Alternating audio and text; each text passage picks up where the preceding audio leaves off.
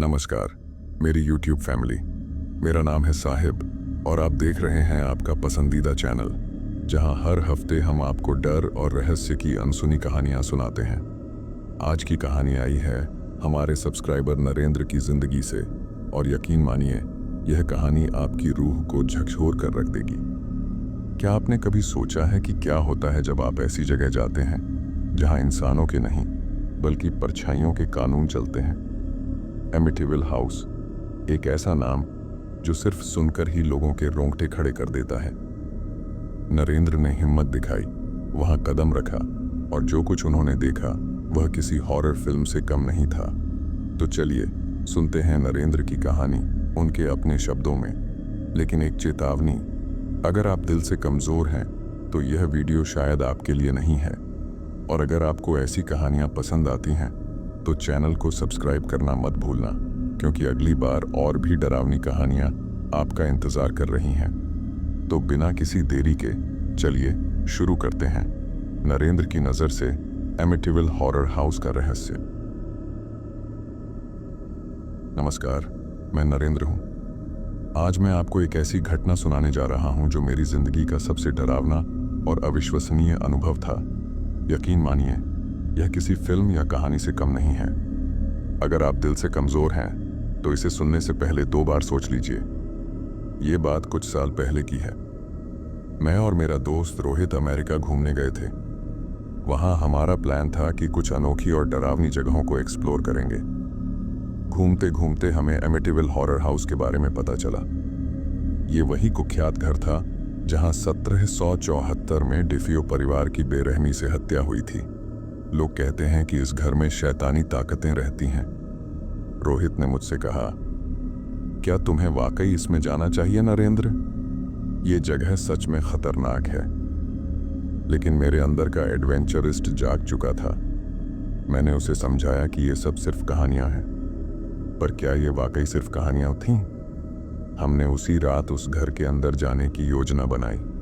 बाहर से देखने पर घर बिल्कुल साधारण लग रहा था, लेकिन जैसे ही हम अंदर गए एक अजीब सी ठंड ने हमें घेर लिया। वह ठंड ऐसी नहीं थी जैसी ठंडे मौसम की होती है, बल्कि यह एक अजीब सी दहशत पैदा कर रही थी। घर में घुसते ही रोहित ने मुझसे कहा, नरेंद्र, ये जगह कुछ ठीक नहीं लग रही, हमें वापस चलना चाहिए। लेकिन मैंने उसे रोकते हुए कहा, तुम डर रहे हो? अरे कुछ नहीं होगा, बस 10 मिनट देखते हैं और निकल जाते हैं।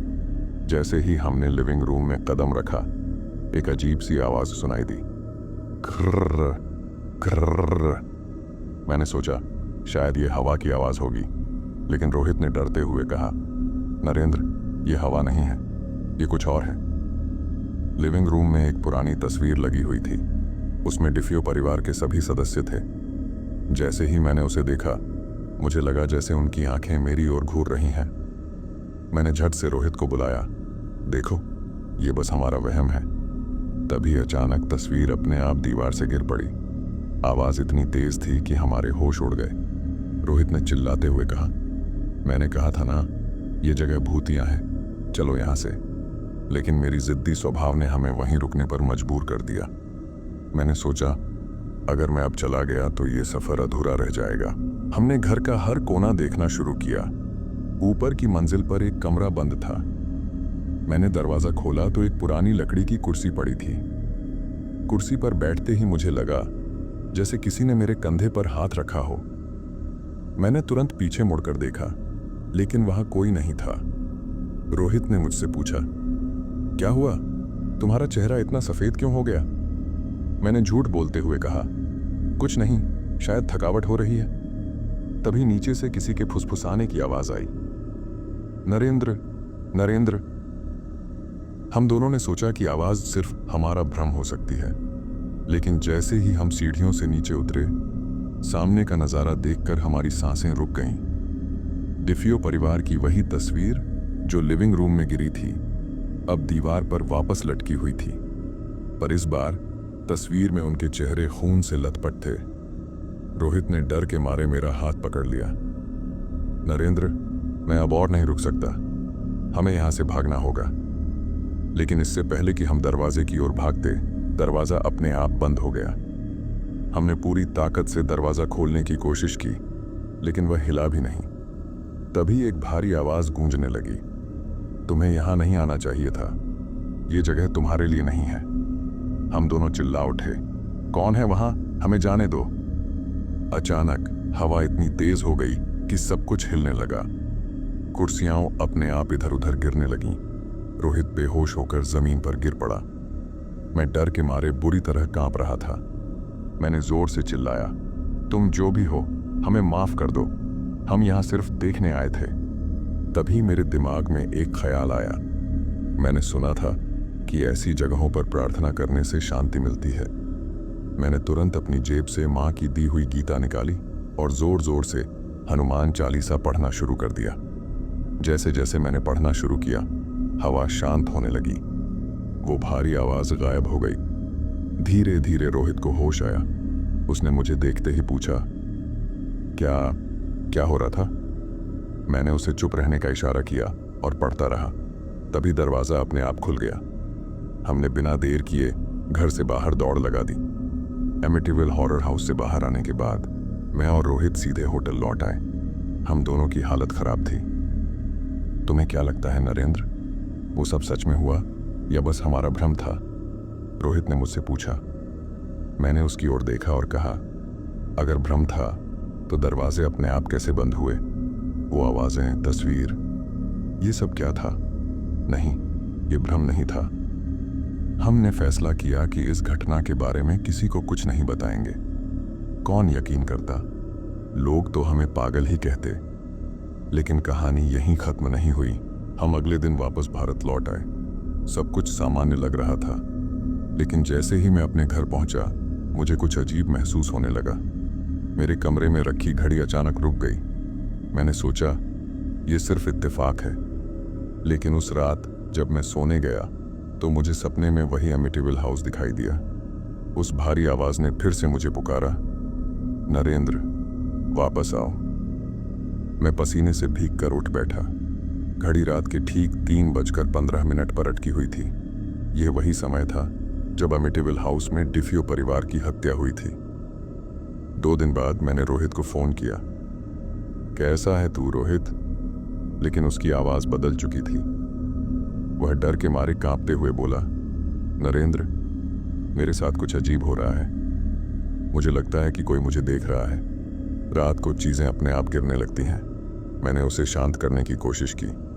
तू बस आराम कर, ये सब हमारे दिमाग का असर है। लेकिन सच कहूं तो मैं खुद अंदर से डर चुका था। अगले ही दिन जब मैं अपने ऑफिस से लौट रहा था तो मेरी कार अचानक बंद हो गई। चारों ओर घना अंधेरा था और सड़क सुनसान।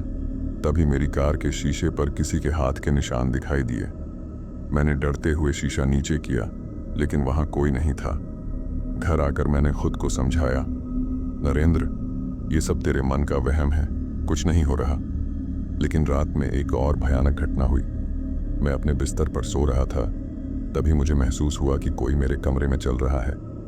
मैंने उठकर लाइट ऑन की, लेकिन वहां कोई नहीं था। तभी मेरी मेज पर रखी गीता अपने आप गिर गई। रात के करीब 2 बजे मेरा फोन बजा। स्क्रीन पर रोहित का नाम था। हेलो रोहित, इतनी रात को फोन क्यों किया? उसकी आवाज डर से कांप रही थी। नरेंद्र, वो फिर से आए हैं, मुझे बचा ले, मैं अब और नहीं सह सकता। मैंने उससे पूछा, कौन आए हैं? तभी फोन की लाइन कट गई। मैंने तुरंत उसे वापस कॉल किया, लेकिन कोई जवाब नहीं मिला। अगली सुबह मैं उसके घर गया। दरवाजा अंदर से बंद था। मैंने बहुत कोशिश की, लेकिन दरवाजा नहीं खुला। आखिरकार पड़ोसियों की मदद से दरवाजा तोड़ा गया। जो नजारा मैंने देखा उसने मेरी रूह को झकझोर दिया। रोहित अपने कमरे में बेहोश पड़ा था। चारों ओर दीवारों पर खून से कुछ अजीब से निशान बने हुए थे। ऐसा लग रहा था जैसे किसी ने नाखूनों से उन निशानों को बनाया हो। डॉक्टर ने बताया कि रोहित को मानसिक आघात पहुंचा है। वो बार बार एक ही बात बड़बड़ा रहा है, एमिटिविल वापस मत जाओ। मैं समझ चुका था कि ये सब एमिटिविल हाउस से जुड़ा हुआ है। मुझे उस जगह वापस जाना होगा और इन सब का अंत करना होगा। मैंने एक पादरी से संपर्क किया, जिन्होंने मुझे बताया कि ऐसी जगहों पर अक्सर आत्माएं फंसी रहती हैं जो अपने दुख और गुस्से की वजह से दूसरों को नुकसान पहुंचाती हैं। उन्होंने मुझे एक पवित्र लॉकेट और गंगा जल दिया। अगर तुमने उस घर में फिर से कदम रखा तो बिना प्रार्थना के कुछ मत करना। मैं वापस एमिटिविल गया। इस बार मेरा डर नहीं बल्कि मेरा विश्वास मेरे साथ था। जैसे ही मैंने घर के अंदर कदम रखा, वहीं ठंडी हवा और अजीब सी आवाजें शुरू हो गईं। लेकिन इस बार मैं तैयार था। मैंने तुरंत गंगा जल पूरे घर में छिड़कना शुरू किया और मंत्र पढ़ने लगा। तभी वही भारी आवाज गूंजी, तुम वापस क्यों आए हो? मैंने जोर से कहा, मैं यहां किसी को नुकसान पहुंचाने नहीं आया, बस तुम्हें मुक्ति देने आया हूं। अचानक सब कुछ हिलने लगा, लेकिन मैं लगातार प्रार्थना करता रहा। रोहित अस्पताल में था, लेकिन उसकी हालत में कोई सुधार नहीं हो रहा था। वह बार बार एक ही बात कहता, नरेंद्र, तुमने उन्हें मुक्त नहीं किया, तुमने उन्हें और गुस्सा दिला दिया है। डॉक्टर उसकी मानसिक हालत को पोस्ट ट्रॉमेटिक स्ट्रेस कह रहे थे, लेकिन मैं जानता था कि यह कुछ और था। एक रात जब मैं रोहित से मिलने अस्पताल गया तो उसने अचानक मेरी ओर देखा। उसकी आंखें लाल हो चुकी थीं और आवाज बिल्कुल बदल गई थी।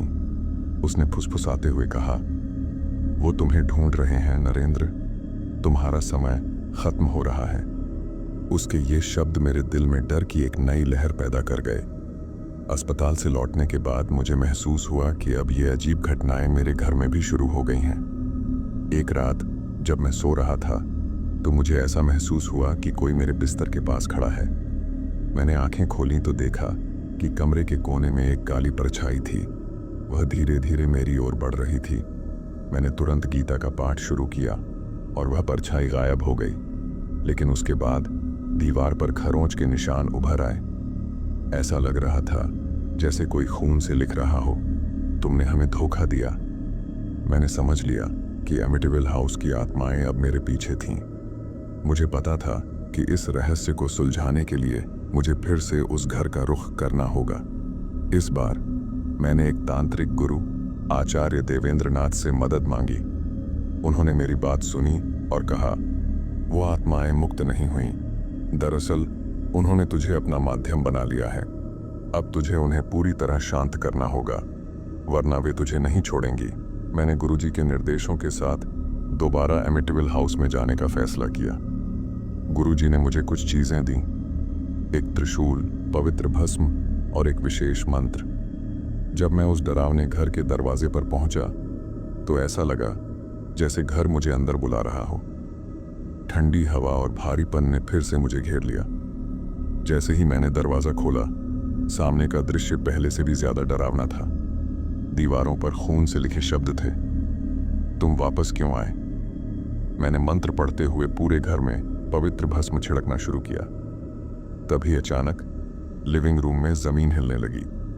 एक गुप्त दरवाजा खुल गया। दरवाजे के नीचे एक तहखाना था जहां एक पुराना लकड़ी का ताबूत रखा हुआ था। जैसे ही मैंने ताबूत को छुआ, घर की सारी लाइटें अपने आप बंद हो गईं। ताबूत से एक भारी आवाज गूंजी, तुमने हमारी शांति को भंग किया है, अब तुम इसकी कीमत चुकाओगे। मैंने गुरुजी के दिए मंत्रों का पाठ तेजी से शुरू किया। तभी ताबूत अपने आप खुल गया और उसमें से एक भयानक परछाई निकली। उसकी आंखें जलते अंगारों की तरह चमक रही थीं। उस परछाई ने मुझ पर हमला किया। कमरे की सारी चीजें हवा में उड़ने लगीं। मैंने त्रिशूल उठाया और मंत्र पढ़ते हुए परछाई की ओर बढ़ा। गुरुजी ने बताया था कि वह आत्मा तभी शांत होगी जब उसे उसकी सच्चाई का सामना कराया जाएगा। मैंने जोर से कहा, तुम कौन हो? तुम क्या चाहती हो? परछाई चिल्लाई, हम वो आत्माएं हैं जिन्हें इस घर में कैद किया गया। हमें इंसानों ने मारा और अब हम बदला चाहते हैं। मैंने उनसे कहा, मैं तुम्हें मुक्त करने आया हूं। अगर मैं सफल ना हो सका तो मुझे सजा दो, लेकिन इस बार मुझे पूरा मौका दो।